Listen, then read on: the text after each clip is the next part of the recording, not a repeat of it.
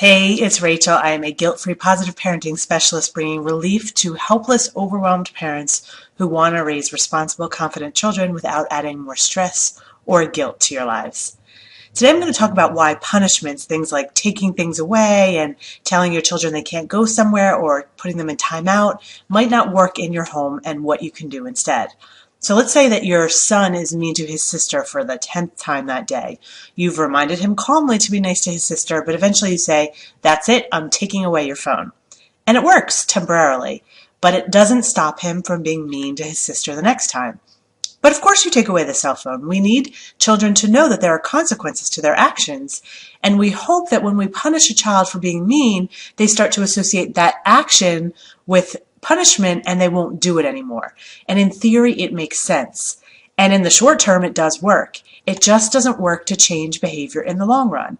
That's because it doesn't take into consideration two important things. The first is that the association that we hope kids will have works well with animals, but humans have emotions, including anger and resentment, that get in the way.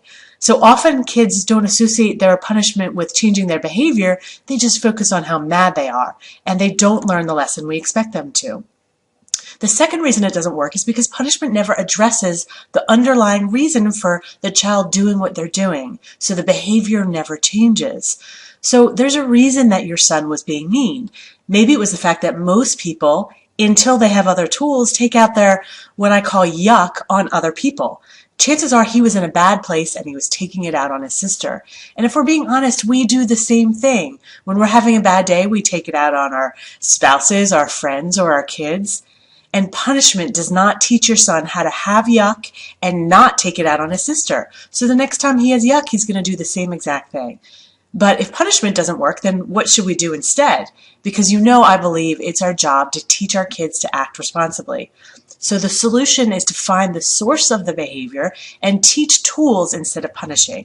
So here are the tips for parenting by deposit to motivate better behavior. Tip number 1, which is the in-the-moment deposit, recognize what is under your child's behavior. When you realize that your son's being mean to his sister because he had a bad day at school, you could say, "Johnny, I know you know it's not okay to talk to your sister like that. I have a feeling you're not in a good place right now or you wouldn't be acting that way. Do you want to talk about it?" Now, chances are he's not going to want to talk about it, but believe it or not, speaking firmly and respectfully soothes yuck and puts a stop to negative behavior much faster than yelling or punishing.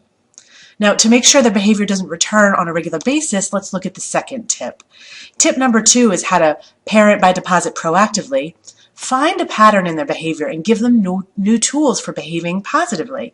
So if your son is always mean to his sister when he's had a bad day, show him what he can do when he has a bad day that doesn't include being mean to his sister. Often, getting rid of yuck without taking it out on others requires a physical or a creative release. Kids and adolescents may need to run around when they're upset or squeeze a big pillow. They may need to draw out their yuck. Now, adolescents may not want to act silly in any way, but they can get out their yuck by writing about it or listening to a music that matches their mood. With older kids, you can also teach them how to do some self-talk to bring themselves down.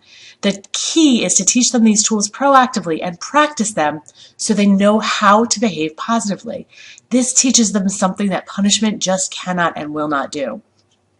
So I hope these 2 tips give you some ideas for why punishment may not be working in your home and what you can do instead.